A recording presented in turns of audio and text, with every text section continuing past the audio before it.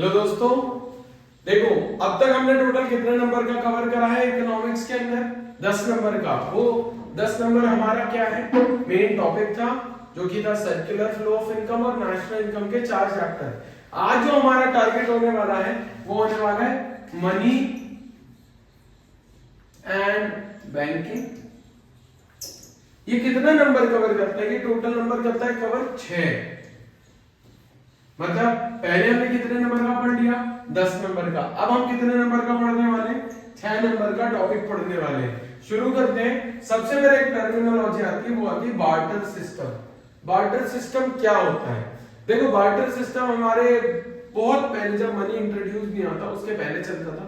Barter system में क्या होता था कि कमोडिटी के बदले कमोडिटी, कमोडिटी के बदले सर्विसेज ये दिया जाता था। जब क्योंकि हमारे लिए पैसा एग्जिस्ट उस टाइम पे नहीं करता था, तो बार्टर एक्सचेंज बेसिकली क्या होता है? इन एक्सचेंज गुड्स के बदले गुड्स। ठीक है, अब देखते हैं हम आगे इसी के बारे में क्या बोला गया है बार्टर एक्सचेंज में। देखो सबसे पहला बोला कुछ इसके लिमिटेशंस थे। लिमिटेशंस कैसे बार्टर एक्सचेंज कहां कहां तक लिमिट करता है? जैसे पहले बोला lack of double coincidence of bond. देखो अभी तो हम फिलहाल 140 करोड़ है, लगभग 140 करोड़ है। अब मुझको बताओ डबल कोइंसिडेंस ऑफ बॉन्ड कैसे एग्जिस्ट करेगा? मतलब मेरे को अगर मान लो गेहूं चाहिए और मैं ऐसा इंसान देखूंगा जिसके पास गेहूं हो और मेरे पास चावल हो रहे हैं और मेरे को उसको इन एक्सचेंज में चावल देना है, तो मेरे लिए तो नेक्स्ट टू इम्पॉसिबल हो जाएगा कि मैं ऐसा बंदा ढूंढने निकलूं कि जिसके पास मेरे को गेहूं मिल जाए और मैं उसको इन एक्सचेंज में चावल दे दूं और मेरी वांट को सेटिस्फाई हो जाए। तो ऐसा तो होता नहीं था। तो बार्टर एक्सचेंज इसमें क्या करता था? लैक करता था। फिर बोला lack of common measure of value. क्या बोला? Lack of common measure of value. क्या होता है lack of common measure of value? Basically हर एक चीज की वैल्यू सेम नहीं होती। मतलब मैं बोलूं कि ये रिमोट और ये पेन दोनों की क्या वैल्यू सेम होगी? नहीं, दोनों की वैल्यू डिफरेंस होगी। तो वहां पे क्या चीज लैक करती है? वहां पे लैक करती है common measure of value lack करता है। क्या करता है? Common measure of value. Basically क्या होता है, मैं किसी से दूध ले जाऊं और मैं सोने का व्यापारी हूं तो मैं कितना सोना दूंगा भाई? दोनों के बीच में कॉमन मेजर ऑफ वैल्यू नहीं होती। हर एक प्रोडक्ट की एक वैल्यू होती है जिसको हम पे करते हैं मनी के एक्सचेंज में, मगर कमोडिटी के एक्सचेंज में पॉसिबल नहीं हो रहा था। फिर आगे बढ़ते हैं, lack of standard of deferred payment. देखो भाई आज सब घर बनाते हैं, सब होम लोन लेते हैं। अगर बार्टर एक्सचेंज होता था तो मेरे को बताओ किसी को कैसे समझ में आए कि आज अगर वो किसी से रेत गिट्टी सीमेंट और ईंट लेकर अपना घर बना रहा है तो वो रीपेमेंट किस तरीके से करेगा, कितना करेगा और क्या करेगा, ये डिपेंड करता है ना। तो वहां पे भी बार्टर एक्सचेंज क्या करता था? लैक करता था। अगला पॉइंट बोला lack of store of value. देखो दो तरीके के गुड्स होते हैं, पहला पेरिशेबल, दूसरा नॉन पेरिशेबल।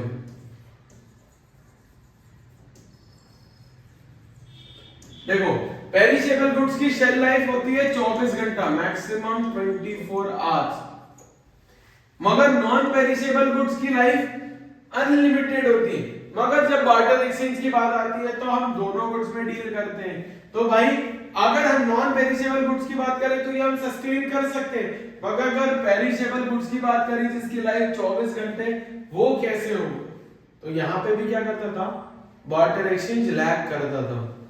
ठीक, आगे चलते हैं। अब आते हैं, क्या बोला? Functions of money. देखो मनी के दो फंक्शंस होते हैं, पहला प्राइमरी, दूसरा सेकेंडरी। प्राइमरी में बोला medium of exchange. Medium of exchange का बेसिकली मतलब होता है कि भाई मीडिएटर क्या है? मैं एक परचेजर हूं, एक सेलर है। सेलर मेरे को कोई एक्स गुड्स बेच रहा है, क्या मैं हूं? देखो एग्जांपल ले लेते हैं एक्स और वाई। एक्स हो गया सेलर, वाई हो गया परचेजर। ठीक है, एक्स से के पास वाई गया, बोलता है मेरे को मोबाइल चाहिए। क्या चाहिए? मोबाइल चाहिए। अब मोबाइल चाहिए तो उसके बदले y क्या देगा? x को मनी देगा। तो भाई दोनों के बीच का एक मीडियम ऑफ एक्सचेंज क्या हो गया? पैसा। कि इसने इसको मोबाइल बेचा, y ने उसको पैसा दे दिया। इसको बोलते हैं मीडियम ऑफ एक्सचेंज। दो पार्टीज के बीच का मीडिएटर क्या हो गया? मनी हो गया। क्लियर है? दोनों के लिए मीडियम हो गया कि दोनों एक ग्राउंड पे आ गए। क्लियर है? दूसरा बोला मेजर ऑफ वैल्यू। देखो हर एक पर्टिकुलर प्रोडक्ट की एक वैल्यू होती है। जितने वो प्रोडक्ट को आप बेचते हो, हर प्रोडक्ट के पीछे उसकी एमआरपी लिखी होती है, मैक्सिमम रिटेल प्राइस। तो वही चीज उसकी क्या होती है? मेजर ऑफ वैल्यू होती है। किस कीमत पे वो प्रोडक्ट बाहर बिकेगा, तो वो किस में डिफाइन होती है? वो मॉनेटरी टर्म्स में डिफाइन होती है, पैसों में डिफाइन होती है। अगली चीज बोली स्टैंडर्ड ऑफ डेफर्ड पेमेंट। देखो स्टैंडर्ड ऑफ डेफर्ड पेमेंट का मतलब होता है कि हम आज लोन लेके आगे आने वाले समय में किस्तों में उस पैसे को रीपे करेंगे विद इंटरेस्ट। तो वहां पे भी क्या आ गया? लिया पैसा, दिया पैसा विद इंटरेस्ट, उसको बोलते हैं स्टैंडर्ड ऑफ डेफर्ड पेमेंट। अगला बोला स्टोर ऑफ वैल्यू। भाई आप पैसा कहां स्टोर करते हो? सेविंग्स अकाउंट में करते हो, करंट अकाउंट में करते हो, फिक्स डिपॉजिट में करते हो, करंट डिपॉजिट में करते हो, और भी आपके पास पैसा है तो फिर आप घर की दीवारों में स्टोर करोगे, बाथरूम में स्टोर करोगे। तो वो भी चीज किसके अंदर आ जाती है? स्टोर ऑफ वैल्यू के अंदर। क्लियर है? अगला देखते हैं हम। ये सब समझा दिया है मैंने। अब क्या बोला? Definition of money. बोला क्या बोला? Money is anything which is generally accepted as medium of exchange, measure of value, standard of deferred payment and store of value. बोला जो हमने चारों फंक्शन पढ़े, दो प्राइमरी दो सेकेंडरी। प्राइमरी में क्या पढ़े? Medium of exchange, measure of value. Secondary में पढ़े store of value, standard of deferred payment. ये कंप्लीट डेफिनेशन बनाती है किसकी? मनी की। क्लियर है? देखो अगला बहुत ज्यादा इंपॉर्टेंट टॉपिक है, आएगा ही आएगा, इसको तो बहुत अच्छे से ही पढ़ना। ठीक है? सबसे पहला बोला मनी सप्लाई क्या होता है। देखो मनी सप्लाई होता है money available in a market on a particular point of time. देखो पर्टिकुलर पॉइंट ऑफ टाइम क्यों है इंपॉर्टेंट? क्योंकि मनी सप्लाई करवाता है आरबीआई, और आरबीआई अपने हिसाब से मनी सप्लाई को मेजर कराएगा। वो बोलेगा अभी घड़ी में बज रहा है 2, कितना बज रहा है? 2, जब हम वीडियो रिकॉर्ड कर रहे हैं, और वो बोलेगा 2:10 पे देखो मार्केट में कितना पैसा अवेलेबल है। मार्केट मतलब पूरी इकोनॉमी। क्यों? क्योंकि अल्टीमेटली करेंसी प्रिंट किसने करी है? आरबीआई ने करी है। किसने करी है? RBI, reserve Bank of India, इसने प्रिंट करा है करेंसी। तो उनके पास एक वैल्यू होगी जितनी उन्हें करेंसी प्रिंट करी है, उस हिसाब से वो क्या चेक करेंगे मार्केट में? Money supply. देखो एक सीधा क्वेश्चन बनता है मनी सप्लाई का, तो अच्छे से समझ लेना। पहला बोला क्या? बोला मनी सप्लाई क्या होता है? बोला on a particular point of time money available in a market is known as money supply। एक पर्टिकुलर समय पे कितना पैसा मार्केट में अवेलेबल है वो उसकी मनी सप्लाई होती है। अब इसके मेजर दे दिए, कौन देता है मेजर? मेजर देता है RBI, reserve Bank of India, जिसको हम एपेक्स बॉडी कहते हैं, सुप्रीम बॉडी कहते हैं। कहां की? इंडिया की। अब उन्हें बोल दिए क्या? बोल दिए मेजर्स ऑफ मनी सप्लाई। पहला बोला M1 बोलता है currency and coins with the public. कितना पैसा आपके जेब में है, किस फॉर्म में? नोट के फॉर्म में या सिक्कों के फॉर्म में। दूसरा बोला demand deposits of commercial bank. Demand deposits of commercial bank मतलब आपने बैंक में अकाउंट खोल के रखा है, समय समय पे जो आप पैसा बैंक में डिपॉजिट करते हो वो उनकी डिमांड डिपॉजिट होती है। अगला बोला other deposits with RBI. RBI के पास 2 डिपॉजिट होते हैं, बैंकिंग चैप्टर में बहुत इंपॉर्टेंट है, यही अभी समझ लो, CRR और SLR। इसका मतलब होता है कैश रिजर्व रेशियो, इसका मतलब होता है statutory liquidity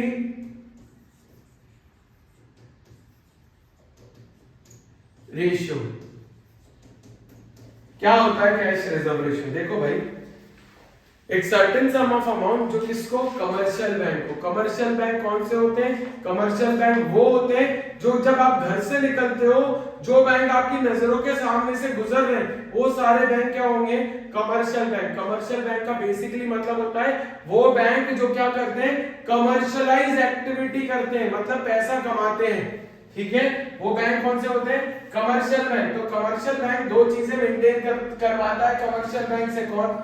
reserve Bank of India. पहला होता है सीआरआर, जिसको बोला जाता है कैश रिजर्व रेशियो। दूसरा बोला स्टैट्यूटरी लिक्विडिटी रेशियो, एसएलआर। ये कैश के फॉर्म में आरबीआई की प्रीमाइसेस पे मेंटेन करता है कौन? Commercial bank. ये apart from cash, apart from cash जो भी चीज होगी वो कमर्शियल बैंक खुद की प्रीमाइसेस पे मेंटेन करता है। ये होते हैं सीआरआर, एसएलआर। तो दोनों किसके अंदर आ गए? अदर डिपॉजिट्स विद आरबीआई के अंदर आ गए। किसके अंदर आ गए? Other deposits with RBI. आगे चलते हैं, आगे बोला M2। M2 बोलता है कि M2 बोलता है कि M1 तो होना ही चाहिए। क्या बोलता है? M1 तो होना ही चाहिए। M1 में क्या क्या आ गया? Currency and coins with the public, demand deposits with commercial bank and other deposits with RBI. इसके अलावा बोल देते हैं कि M2 में M1 तो होगा ही होगा, मगर जितना पैसा आपने काहे में डिपॉजिट करके रखा है? पोस्ट ऑफिस सेविंग्स बैंक में करके रखा है। किसमें करके रखा है? पोस्ट ऑफिस सेविंग्स बैंक के अंदर करके रखा है। ये देख लो, किसके अंदर करके रखा है? Post office savings bank account के अंदर जो आपने पैसा डिपॉजिट करके रखा है उसके अंदर, तो वो हो जाएगा M2। अगला बोला M3। M3 फिर से बोलता है कि M1 तो होना ही चाहिए। M1 के बिना ना M1, M2 ना M3 कोई काम का नहीं है। तो M3 बोलता है M1 तो होगा, मगर नेट टाइम डिपॉजिट जो आप समय समय पे पैसा डिपॉजिट करते रहते हो, किसमें? कमर्शियल बैंक में, वो भी कंसीडर होता है। किसके अंदर कंसीडर होता है? M3 के अंदर। अगला बोला M4। M4 में आ जाता है M3 ना कि M1। ठीक है, plus total deposit with post office savings में, मतलब जितना पैसा कहां पे रख के रखा है आपने? पोस्ट ऑफिस के सेविंग्स बैंक अकाउंट में। ठीक है, अब एक चीज समझना, यहाँ पे दो चीजों का कॉन्सेप्ट होता है। पहला आता है नैरो मनी और broad money.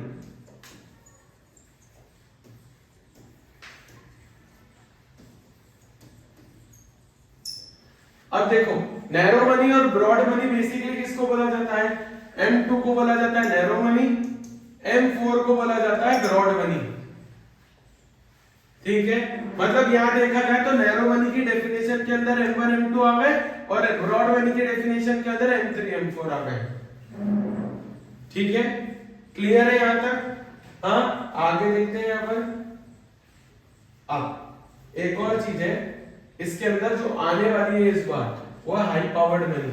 High powered money क्या होता है?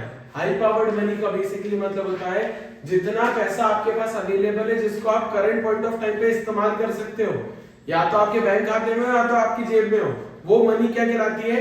High powered money. क्या कहलाती है? High powered money.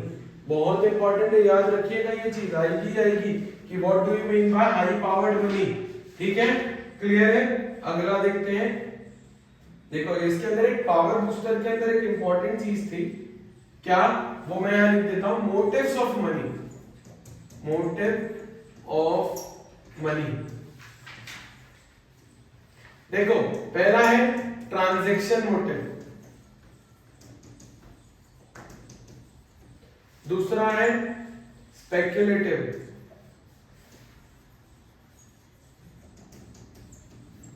तीसरा है प्रिकॉशनरी मोटिव।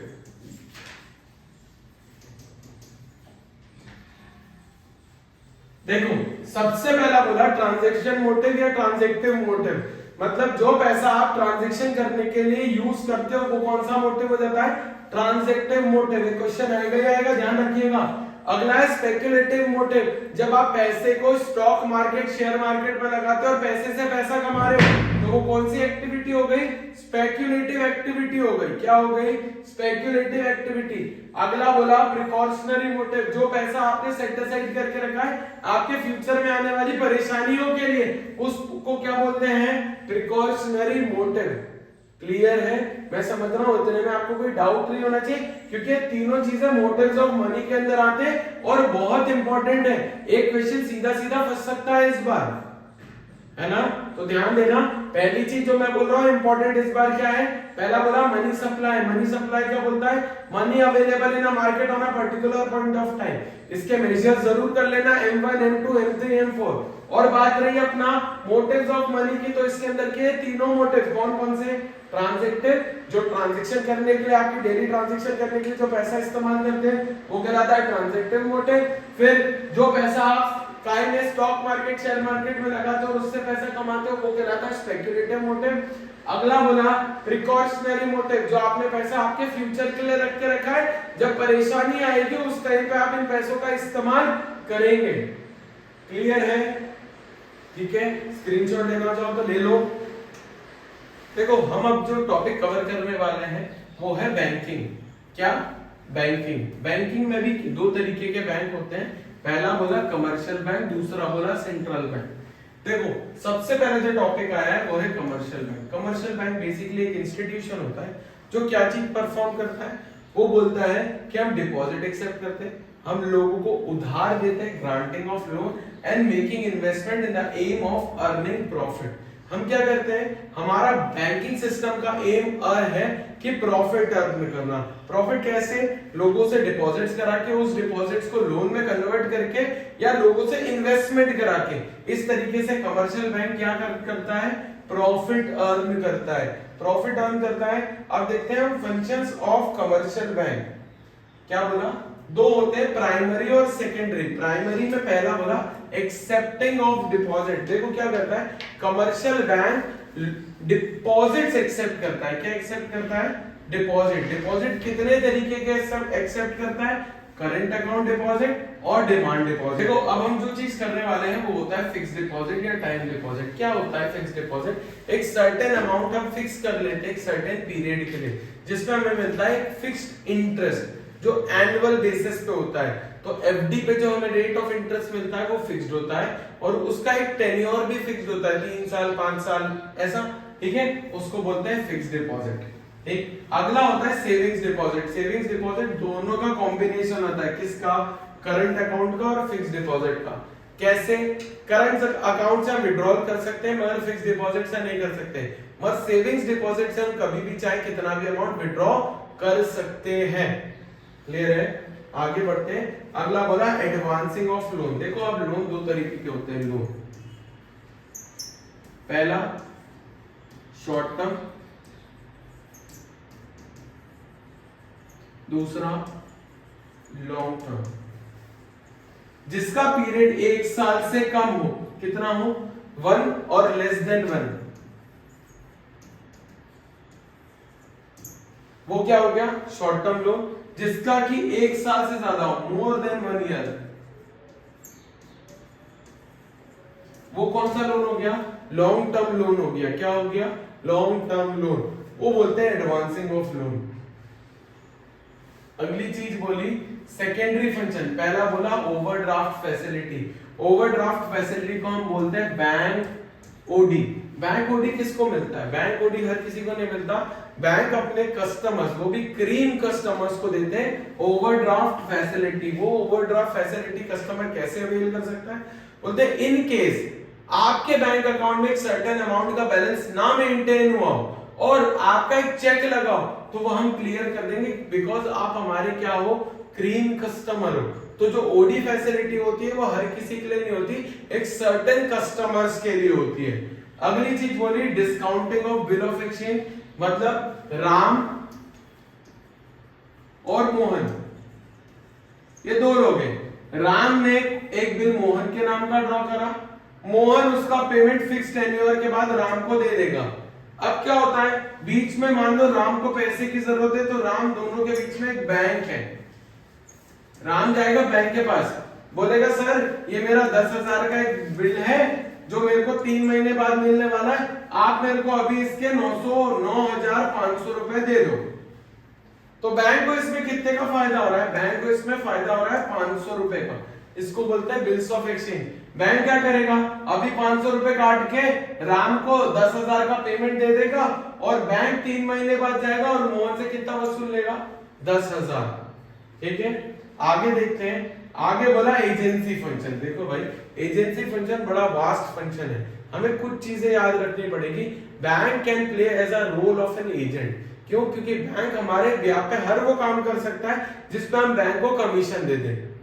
ठीक है, मतलब जैसे यहाँ क्या क्या चीजें बोली, बोला फंड ट्रांसफर करना, दूसरा बोला कोई कोलेटरल सिक्योरिटीज रखना, परचेज करना फॉरेन एक्सचेंज रिजर्व, सेल करना फॉरेन एक्सचेंज रिजर्व, ये सब उसके एजेंसी फंक्शन का क्या है?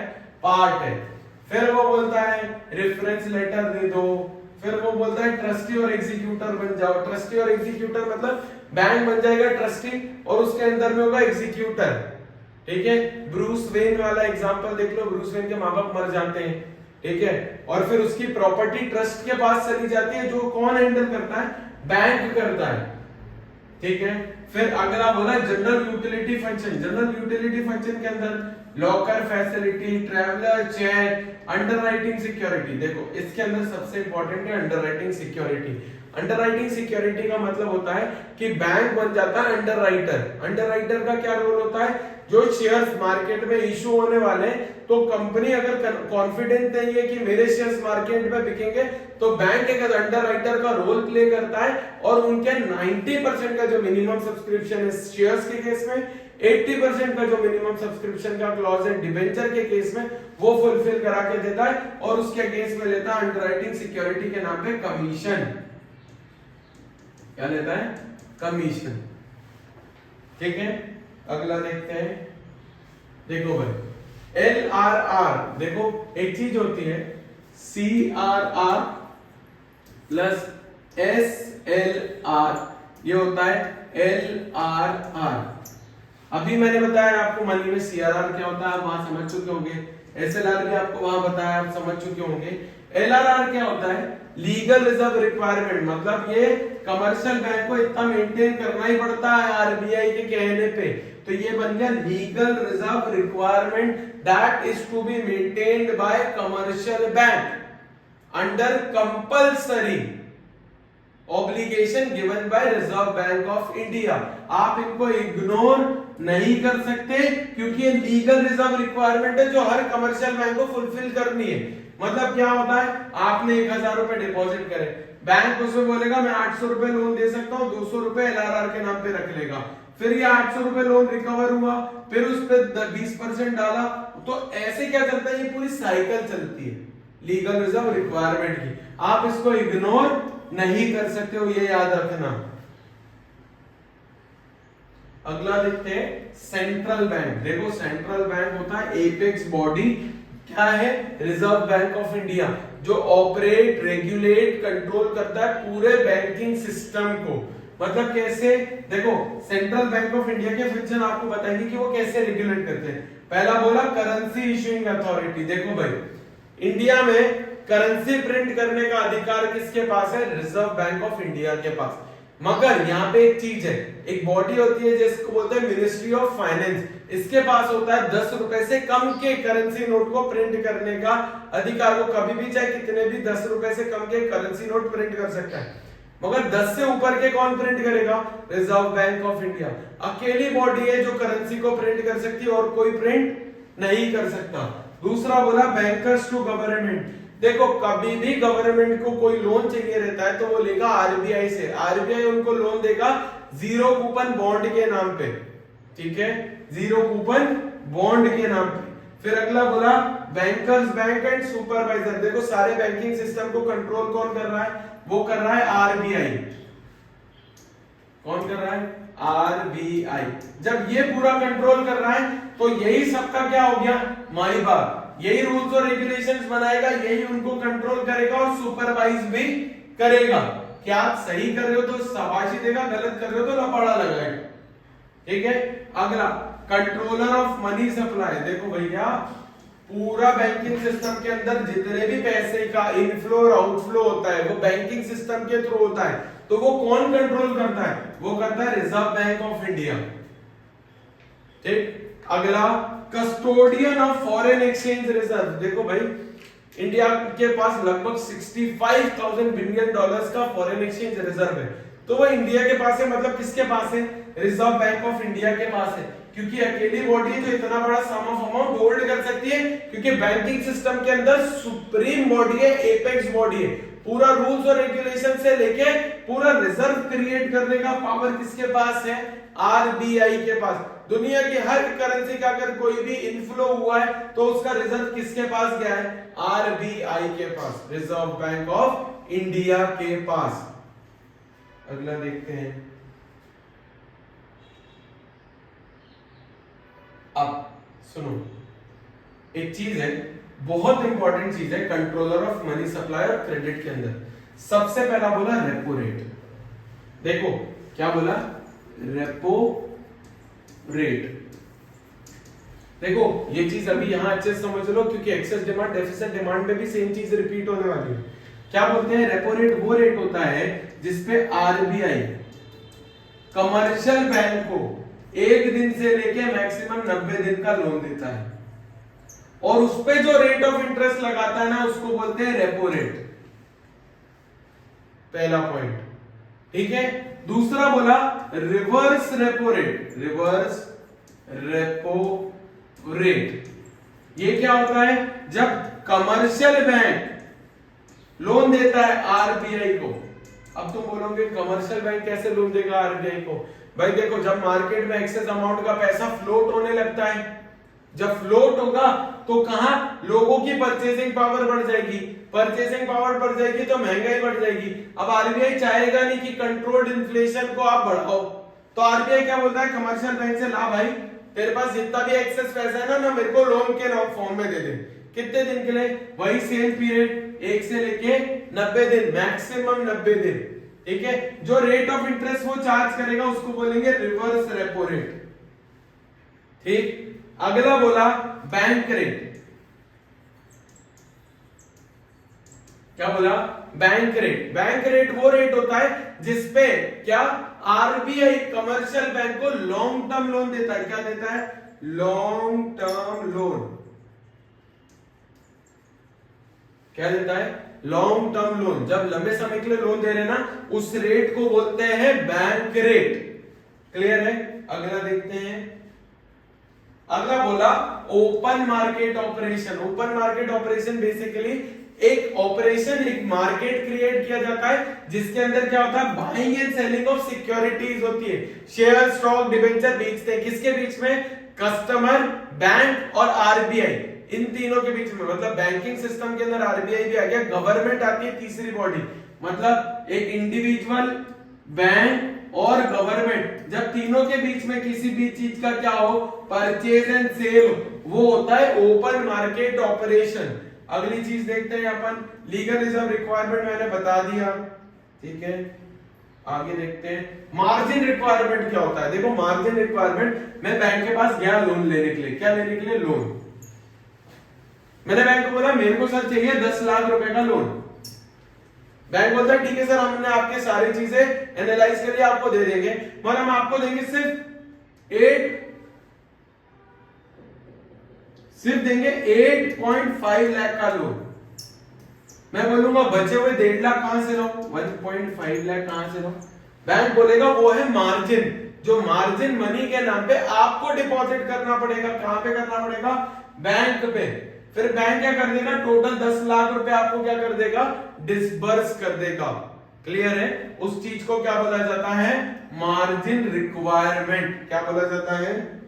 Margin requirement. ठीक है, मार्जिन रिक्वायरमेंट। क्लियर है ये चीज? ठीक। अगला देख लेते हैं। ये डिफरेंस हो गया तो आप पढ़ लेना, कमर्शियल बैंक और रिजर्व बैंक ऑफ इंडिया का वैसे डिफरेंस आएगा नहीं। ठीक, चलो देखो, अगर यहां तक कोई भी डाउट होगा, संदीप गर्ग आपके पास ऑलरेडी है, या तो आप मेरे को कमेंट बॉक्स में बता देना तो मैं आपके डाउट सॉल्व करवा दूंगा, नहीं तो प्लीज ये वीडियो को ज्यादा से ज्यादा बार देखना और ज्यादा से ज्यादा शेयर करना ताकि हमें व्यूज मिले। हम ऐसे मोटिवेट होंगे तभी तो और आपको सर्विसेज प्रोवाइड कर पाएंगे। चलो, thank you, best of luck.